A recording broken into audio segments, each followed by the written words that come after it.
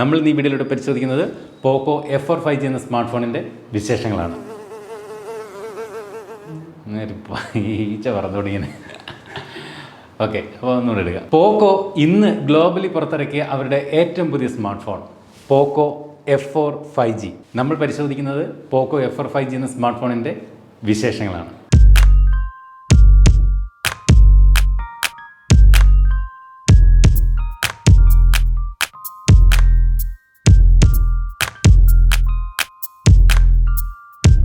ഈ ഒരു സ്മാർട്ട് ഫോണിനകത്ത് ഞാൻ ഏറ്റവും ഇതിൻ്റെ ഒരു ഹൈലൈറ്റ് ആയിട്ട് നോക്കിക്കാണുന്നത് എന്താണെന്ന് ചോദിച്ചു കഴിഞ്ഞാൽ ഈ ഒരു സ്മാർട്ട് ഫോണിനകത്തുള്ള പ്രോസസ്സർ തന്നെയാണ്. സ്നാപ്ഡ്രാഗൺ 870 എന്ന പ്രോസസ്സറുമായിട്ടാണ് പോക്കോ F4 5G വരുന്നത്. ഈ 870ക്ക് മുകളിൽ നിൽക്കുന്ന നിരവധി മറ്റ് പ്രോസസ്സറുകളുണ്ട്. അതായത് സ്നാപ്ഡ്രാഗൻ്റെ തന്നെ 888 എന്ന് പറയുന്ന പ്രോസസ്സർ, സ്നാപ്ഡ്രാഗൺ 8 Gen 1 ഒക്കെ ഉണ്ടെങ്കിലും അതിൽ വരുന്ന അത്തരം ഹയർ പ്രോസസ്സറുമായിട്ട് വന്ന നിരവധി സ്മാർട്ട് ഫോണുകൾ നമ്മൾ നോക്കിയിട്ടുണ്ട്, പരിശോധിച്ചിട്ടുണ്ട്. പക്ഷേ അത്തരം ഫോണുകളെല്ലാം ഒരുപാട് ഹീറ്റിംഗ് ഇഷ്യൂസും ഭയങ്കര പ്രശ്നങ്ങളും ഒക്കെ ഫീൽ ചെയ്തിട്ടുണ്ട്, സത്യസന്ധമായിട്ട് പറഞ്ഞാൽ. എന്നാൽ ഈ 870 എന്ന പ്രോസസ്സറിൻ്റെ ഏറ്റവും വലിയൊരു പ്രത്യേകത എന്ന് പറയുന്നത് ഗെയിമിങ്ങിന് വേണ്ടി ഏറ്റവും ഫൈൻ ട്യൂൺ ചെയ്ത സ്നാപ്ഡ്രാഗൻ്റെ പ്രോസസ്സർ എന്ന പ്രത്യേകതയുണ്ട്.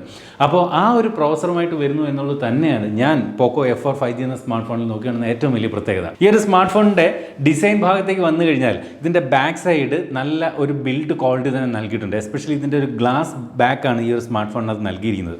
അതുപോലെ വലിയ തിക്നെസ് ഒന്നുമില്ല, വെറും 7.7 മില്ലിമീറ്റർ മാത്രമാണ് ഈ ഒരു സ്മാർട്ട് ഫോണിൻ്റെ തിക്നെസ്. ഇതിൻ്റെ ഒരു ഭാരം പറഞ്ഞാൽ വെറും 195 ഗ്രാം ഭാരം മാത്രം. അപ്പോൾ 200 ഗ്രാമിൽ താഴെ ഭാരമുള്ള അധികം വെയിറ്റ് ഒന്നും ഇല്ലാത്ത ഒരു ബോക്സി ഡിസൈനുള്ള സ്മാർട്ട് ഫോണായിട്ടാണ് ഇത്തവണ പോക്കോ F4 എന്ന് പറയുന്ന ഈ ഒരു 5G സ്മാർട്ട് ഫോണിനെ അണിയിച്ചൊരുക്കിയിരിക്കുന്നത്. എന്ത് തന്നെയാലും ഡിസൈൻ വൈസ് കൊള്ളാം. പോക്കോയുടേതായിട്ട് ഇന്ത്യയിൽ പുറത്തിറങ്ങിയ പല സ്മാർട്ട് ഫോണുകളുണ്ട്. അതിനകത്തെല്ലാം പോക്കോ എന്ന ബ്രാൻഡിൻ്റെ ഒരു കയ്യൊപ്പ് ഉണ്ടായിരുന്നു. പക്ഷേ ആ ഒരു ഡിസൈനകത്ത് ഭയങ്കരമായിട്ടുള്ള ഫ്ലൂറസെൻ്റ് കളറിലൊക്കെയാണ് പല ഫോണുകളും കൊണ്ടുവന്നിരുന്നത്. അതിൽ നിന്നെല്ലാം വ്യത്യസ്തമായിട്ടുള്ള ഒരു ഡിസൈൻ ലാംഗ്വേജിലാണ് പോക്കോ F4 എന്ന ഈ ഒരു 5G സ്മാർട്ട് ഫോൺ ഇപ്പോൾ പോക്കോ അണിയിച്ചൊരുക്കിയിരിക്കുന്നത്.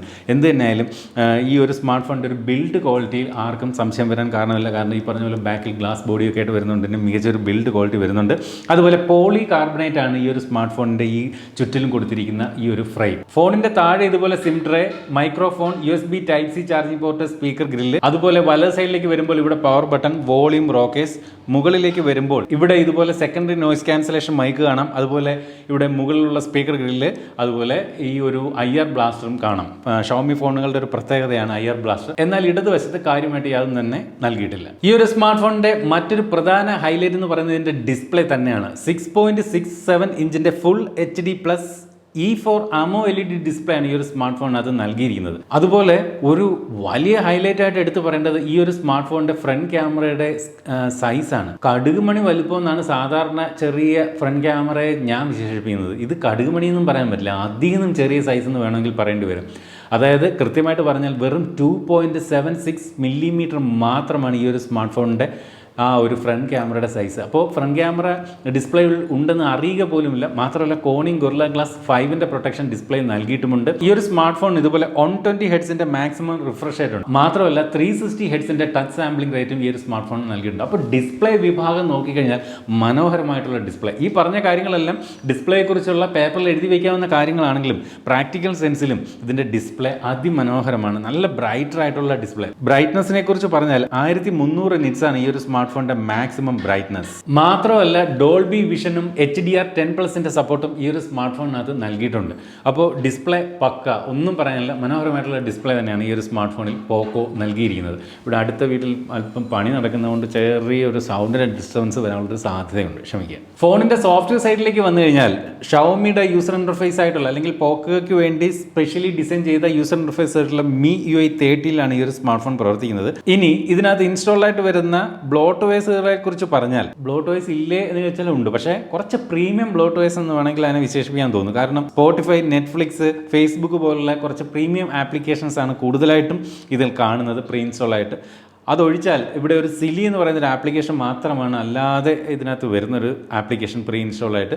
സാധാരണ വേറെ ഒരുപാട് ആപ്ലിക്കേഷൻ, മോജി അങ്ങനെയൊക്കെയുള്ള ആപ്ലിക്കേഷൻസ് ഒക്കെ സാധാരണ വരാറുണ്ട്. എന്നാൽ അതൊന്നും ഈ ഒരു സ്മാർട്ട് ഫോണിൽ പ്രീ ഇൻസ്റ്റാൾ ആയിട്ട് വരുന്നില്ല. ഇവിടെ വേണമെങ്കിൽ ഇത്തരം സിലിയൊക്കെ തന്നെയും അൺഇൻസ്റ്റാൾ ചെയ്ത് കളയാമെന്നുള്ളതും ഓർമ്മിപ്പിക്കട്ടെ. അപ്പോൾ സാധാരണയിൽ നിന്ന് വ്യത്യസ്തമായിട്ട് കുറച്ചുകൂടി ഒരു ക്ലീൻ ആയിട്ടുള്ള ഒരു യൂസർ ഇന്റർഫേസ് ആണ് ഇത്തവണ പോക്കോ F4 എന്ന ഈ ഒരു 5G സ്മാർട്ട് ഫോണിൽ നൽകിയിരിക്കുന്നത്. ഫോണിനകത്ത് ഫിംഗർ പ്രിന്റ് ഇത്തരത്തിൽ സൈഡ് മൗണ്ടഡ് ആയിട്ടാണ് നൽകിയിരിക്കുന്നത്. അത് വളരെ വളരെ ഫാസ്റ്റായിട്ട് ഇതുപോലെ റെസ്പോണ്ട് ചെയ്യുന്നുണ്ട്. കണ്ടില്ലേ, ജസ്റ്റ് ഒരു ടച്ചിൽ തന്നെ ഫോൺ അൺലോക്ക് ആവുന്നുണ്ട്. അപ്പോൾ ഇതൊരു AMOLED ഡിസ്പ്ലേ ആണ്. വേണമെങ്കിൽ ഇതിൻ്റെ ഡിസ്പ്ലേയിൽ തന്നെ ഡിസ്പ്ലേയിൽ ഇതിന് ഫിംഗർ പ്രിൻറ്റ് നൽകാമായിരുന്നു. പക്ഷേ പോക്കോ നൽകുന്ന വിശദീകരണം ഫോണിൻ്റെ മൊത്തത്തിലുള്ള ഒരു തിക്നെസ് കുറയ്ക്കുന്നതിന് വേണ്ടിയിട്ടാണ് അത്തരത്തിൽ ഡിസ്പ്ലേ എന്ന ആ ഒരു ഫിംഗർ പ്രിൻറ്റ് ഒഴിവാക്കിയിരിക്കുന്നത് എന്നും അതുപോലെ സൈഡ് മൗണ്ടഡ് ആണ് കൂടുതൽ ആളുകൾക്ക് ഒരു കൺവീനിയൻ്റ് ആയിട്ടുള്ള ഫിംഗർ പ്രിൻറ്റ് സംവിധാനം, അതുകൊണ്ടാണ് ഈ ഒരു സ്മാർട്ട് ഫോണിൽ അത്തരത്തിൽ സൈഡ് മൗണ്ടഡായി നൽകിയിരിക്കുന്നതെന്നും അറിയിക്കുന്നു. ഫോണിനകത്ത് ഇതുപോലെ NFC സപ്പോർട്ട് നൽകിയിട്ടുണ്ട്. അതുപോലെ ബ്ലൂടൂത്ത് വെർഷൻ 5.2 ആണ് ഈ ഒരു സ്മാർട്ട് ഫോണിനകത്ത് നൽകിയിരിക്കുന്നത്. ഡുവൽ ബാൻഡ് വൈഫൈയുടെ സപ്പോർട്ടുണ്ട്. IP53 വാട്ടർ റെസിസ്റ്റൻ്റ് ആണ്, അതായത് വാട്ടർ റിപ്പല്ലൻ്റ് ആണ് ഈ ഒരു സ്മാർട്ട് ഫോണിൻ്റെ ഡിസൈൻ. ഇതൊരു 5G സ്മാർട്ട് ഫോണാണ്. അടുത്തതായിട്ട് ഇതിൻ്റെ ഒരു ഓഡിയോ വീഡിയോ ക്വാളിറ്റി നോക്കിക്കഴിഞ്ഞാൽ ഈ ഒരു സ്മാർട്ട് ഫോൺ സ്റ്റീരിയോ സ്പീക്കറുകൾ നൽകിയിരിക്കുന്നു. ഫോണിനകത്ത് നല്ലൊരു സ്റ്റീരിയോ സെപ്പറേഷൻ നൽകിയിട്ടുണ്ട്. സാധാരണ സ്റ്റീരിയോ എന്ന പേരിന് വേണ്ടി പറയുന്നത് പോലെയല്ല, ഈ ഫോണിൽ നല്ല സ്റ്റീരിയോ സെപ്പറേഷൻ ഉണ്ട്. പക്ഷേ സൗണ്ടിൻ്റെ വോളിയം ഒരു ഭയങ്കര ഹൈ പ്രതീക്ഷിക്കരുത്, ഒരു മീഡിയം വോളിയമാണ് സ്മാർട്ട് ഫോണിൽ നിന്ന് കേൾക്കുന്നത്. പക്ഷേ ക്വാളിറ്റി ഉള്ളൊരു സൗണ്ടാണ്, നല്ല സ്റ്റീരിയോ സെപ്പറേഷൻ. ഫോണിന് ഇപ്പോൾ ഈ കാണുന്നത് പോലെ മനോഹരമായിട്ടുള്ളൊരു വീഡിയോ ക്വാളിറ്റി തന്നെയാണ് നൽകിയിരിക്കുന്നത്. ഇതിനകത്ത് E4 AMOLED ഡിസ്പ്ലേ ആയതുകൊണ്ട് തന്നെ മനോഹരമായിട്ടുള്ള ഡിസ്പ്ലേ മാത്രമല്ല, ഈ ഒരു സ്മാർട്ട് ഫോണിനകത്ത് ഈ ഒരു ഫ്രണ്ട് ക്യാമറ ഇത്തരത്തിലൊരു വളരെ ചെറിയ സൈസ് ആയതുകൊണ്ട് തന്നെ ഡിസ്പ്ലേ അനുഭവത്തെ ഒട്ടും മറക്കുന്നില്ല.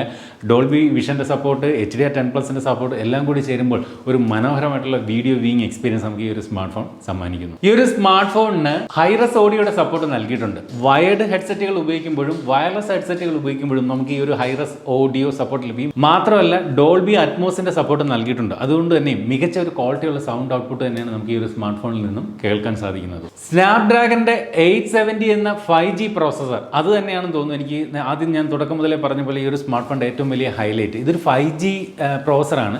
10 5G ബാൻഡുകൾ സപ്പോർട്ട് ഈ ഒരു സ്മാർട്ട് ഫോണിൽ നൽകിയിട്ടുമുണ്ട്. അപ്പോൾ ഈ ഒരു 870 എന്ന് പറയുന്ന പ്രോസസ്സർ ആദ്യം പറഞ്ഞതുപോലെ മികച്ച രീതിയിൽ ഫൈൻ ട്യൂൺ ചെയ്ത, എസ്പെഷ്യലി ഗെയിമിങ്ങിന് വേണ്ടി ഫൈൻ ട്യൂൺ ചെയ്ത ഒരു പ്രോസസ്സർ തന്നെയാണ്.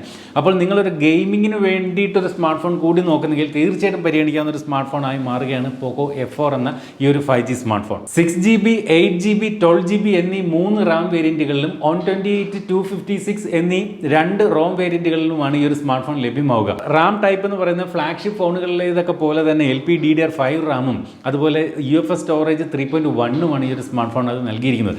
ഇതെല്ലാം ചേരുമ്പോൾ മികച്ച ഒരു പെർഫോമൻസ് തന്നെ പോക്കോ F4 എന്ന ഈ ഒരു 5G സ്മാർട്ട് ഫോൺ കാഴ്ചവെക്കും. ക്യാമറയാണ് ഈ ഒരു സ്മാർട്ട് ഫോണിന്റെ മറ്റൊരു ഹൈലൈറ്റ്. 64 മെഗാ പിക്സലിന്റെ പ്രൈമറി സെൻസർ, അതും ഒപ്റ്റിക്കൽ ഇമേജ് സ്റ്റെബിലൈസേഷനോട് കൂടി ഈ ഒരു സ്മാർട്ട് ഫോണിൽ നൽകിയിട്ടുണ്ട്. 8 മെഗാ പിക്സലിന്റെ ഒരു അൾട്രാ വൈഡ് ആംഗിൾ ക്യാമറ, അത് 119 ഡിഗ്രി വൈഡ് ആയിട്ടുള്ള ഫോട്ടോകളും വീഡിയോകളും എടുക്കാൻ സാധിക്കും.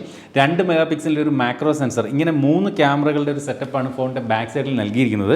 സെൽഫി എടുക്കാനായിട്ട് സാധാരണ നമ്മൾ ഈ പ്രൈസ് റേഞ്ചിലും ഒക്കെ കാണുന്ന സ്മാർട്ട് ഫോണുകൾ 16 മെഗാ പിക്സലിന്റെ സെൽഫി സെൻസർ ആയിരുന്നുവെങ്കിൽ ഇവിടെ 20 മെഗാ പിക്സലിൻ്റെ ഒരു സെൽഫി സെൻസറാണ്. ഈ കാണുന്ന ചെറിയ ക്യാമറ ഉണ്ടെന്ന് പോലും തോന്നിപ്പിക്കാത്ത തരത്തിലുള്ള ആ സൈസിൽ സെൽഫി ഷൂട്ടറായി നൽകിയിരിക്കുന്നത്. ഈ ഒരു സ്മാർട്ട് ഫോൺ ഉപയോഗിച്ചുകൊണ്ട് ഇൻഡോറിലും ഔട്ട്ഡോറിലും ഞങ്ങൾക്ക് നിരവധി ഫോട്ടോകൾ എടുക്കും. കാരണം ഈ ഒരു സ്മാർട്ട് ഫോൺ നമ്മുടെ കയ്യിലേക്ക് വന്നിട്ട് കുറേ ദിവസങ്ങളായി. അപ്പോൾ ഇൻഡോറിൽ എടുക്കുന്ന ഫോട്ടോകളായാലും ഔട്ട്ഡോറിൽ എടുക്കുന്ന ഫോട്ടോകളായാലും മികച്ച ഒരു ഫോട്ടോ ക്വാളിറ്റി നമുക്ക് ഈ ഒരു സ്മാർട്ട് ഫോൺ നൽകുന്നുണ്ട്. എസ്പെഷ്യലി ഈ ഒരു ഫോട്ടോ ശ്രദ്ധിച്ച് നോക്കിയാൽ നമുക്ക് മനസ്സിലാവും. ഞാൻ ഈ കാണുന്ന ഭാഗത്താണ് ഇവിടെ സൂം ചെയ്തിരിക്കുന്നത്. എന്നിട്ടും ആ സ്കൈ ഒക്കെ കണ്ടില്ലേ, വളരെ കൃത്യമായിട്ട് നമുക്ക് കിട്ടുന്നുണ്ട്. ബാക്ക്ഗ്രൗണ്ടിൽ പോലും സാധാരണ ചില ഫോട്ടോയിലൊക്കെ ഇങ്ങനെ നമ്മൾ ഫോട്ടോ എടുക്കുമ്പോൾ ആ ബാക്ക്ഗ്രൗണ്ടിൽ കാണുന്ന ഈ സ്കൈ ഒക്കെ ബ്ലീച്ചായി പോകാറുണ്ട്. ഇവിടെ അതൊന്നുമില്ല. മനോഹരമായിട്ടുള്ള ഫോട്ടോകളും വീഡിയോകളും തന്നെയാണ് ഈ ഒരു സ്മാർട്ട് ഫോൺ സമ്മാനിക്കുന്നത്. എസ്പെഷ്യലി വൈഡ് ആംഗിളിൽ നിന്നും യാതൊരു ക്വാളിറ്റി ലോസും വരുന്നില്ല. മനോഹരമായിട്ടുള്ള വൈഡ് ആംഗിൾ ഫോട്ടോകളും അതുപോലെ മാക്രോ ഫോട്ടോ ആയാലും എല്ലാം മനോഹരമായിട്ടുള്ള ഫോട്ടോകൾ തന്നെയാണ് നമുക്ക് ലഭിക്കുന്നത്. സെൽഫി ഫോട്ടോയും അതിമനോഹരമായിട്ടുള്ള ഒരു ക്വാളിറ്റി തന്നെ നമുക്ക് ലഭിക്കുന്നുണ്ട്. വീഡിയോ ക്വാളിറ്റിയെക്കുറിച്ച് പറഞ്ഞാൽ ഫ്രണ്ട് ക്യാമറ ഓക്കെ ആണ് എന്ന് പറയേണ്ടി വരും. ഫ്രണ്ട് ക്യാമറയിലെ വീഡിയോ ക്വാളിറ്റി, പക്ഷേ ആ ലൈറ്റിങ്ങിൻ്റെ കണ്ടീഷൻ മാറുന്നതനുസരിച്ച് പലപ്പോഴും ഫ്രണ്ട് ക്യാമറയിലെ വീഡിയോ ക്വാളിറ്റി പെട്ടെന്ന് ചേഞ്ച് ചെയ്യുന്നതാണ്, വേരി ചെയ്യുന്നതായിട്ട് നമുക്ക് തോന്നും. പക്ഷേ ബാക്ക് ക്യാമറയുടെ വീഡിയോ ക്വാളിറ്റി അതിമനോഹരം തന്നെയാണ്, മറ്റു പ്രശ്നമൊന്നുമില്ല. ബാക്ക് ക്യാമറ ഉപയോഗിച്ചുകൊണ്ട് നമുക്ക് മാക്സിമം 4K 60ലും ഫ്രണ്ട് ക്യാമറ ഉപയോഗിച്ചുകൊണ്ട് നമുക്ക് 1080 30 ഫ്രെയിംസ് പെർ സെക്കൻഡ് വരെയുള്ള വീഡിയോകളാണ് നമുക്ക് ഷൂട്ട് ചെയ്യാൻ സാധിക്കുന്നത്. അപ്പോൾ ഈ ഒരു സ്മാർട്ട് ഫോണിനകത്തും ഫ്രണ്ട് ക്യാമറയിൽ 4K റെസൊല്യൂഷൻ സപ്പോർട്ട് നൽകിയിട്ടില്ല എന്ന് ഓർമ്മിപ്പിക്കട്ടെ. എന്നാൽ ഇതിൻ്റെ പ്രോസസ്സറിന് ഫ്രണ്ട് ക്യാമറയിൽ 4K സപ്പോർട്ട് നൽകാവുന്ന തരത്തിലുള്ള പ്രോസസ്സറാണ്.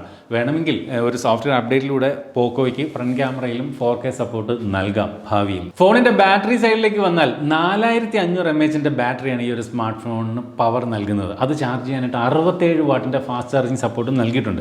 അപ്പോൾ ഈ ഒരു 67 വാട്ടിൻ്റെ ഫാസ്റ്റ് ചാർജിങ് സപ്പോർട്ട് നൽകിയിട്ടുള്ളത് കൊണ്ട് തന്നെയും എസ്പെഷ്യലി 4500 mAh ഉള്ളത് കൊണ്ട് തന്നെയും ഈ ഒരു സ്മാർട്ട് ഫോൺ വളരെ വേഗത്തിൽ 100% ചാർജിങ്ങിൽ എത്തിക്കാൻ സാധിക്കുന്നുണ്ട്. പക്ഷേ നമ്മൾ ഗെയിമൊക്കെ കളിക്കേണ്ടുന്ന ഒരു സ്മാർട്ട് ഫോണാണ് പോക്കോ F4 5G. ഈ ഒരു 4500 mAh അത്രയും അതുകൊണ്ട് തന്നെ ഒരു 5000 mAh എങ്കിലും ഉണ്ടായിരുന്നുവെങ്കിലെന്ന് ഞാൻ ആശിച്ചു പോകുന്നു. മറ്റ് പ്രശ്നങ്ങളൊന്നുമില്ല, വളരെ ഫാസ്റ്റ് ചാർജ് സപ്പോർട്ട് ഈ 67 വാട്ടിൻ്റെ ഫാസ്റ്റ് ചാർജർ നൽകുന്നുമുണ്ട്.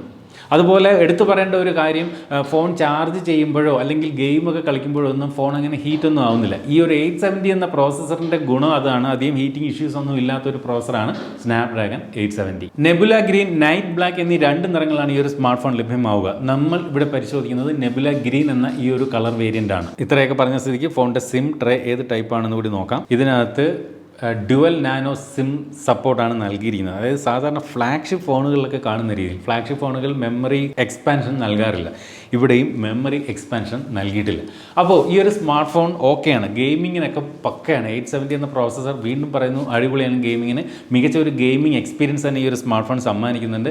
നമുക്ക് BGMI ഒക്കെ HD ഹൈ ഗ്രാഫിക്സ് സെറ്റിംഗ്സിലൊക്കെ വളരെ സ്മൂത്തായിട്ട് കളിക്കാം. അതിലും ഹയർ സെറ്റിംഗ്സിൽ കളിക്കുന്നതിനും ഈ ഒരു സ്മാർട്ട് ഫോണിൽ പ്രശ്നമൊന്നുമില്ല.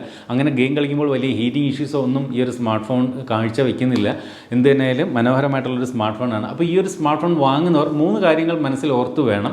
ഒന്നെന്ന് പറയുന്നത് ഈ നേരത്തെ പറഞ്ഞ പോലെ മെമ്മറി എക്സ്പാൻഷൻ ഫോണിലില്ല.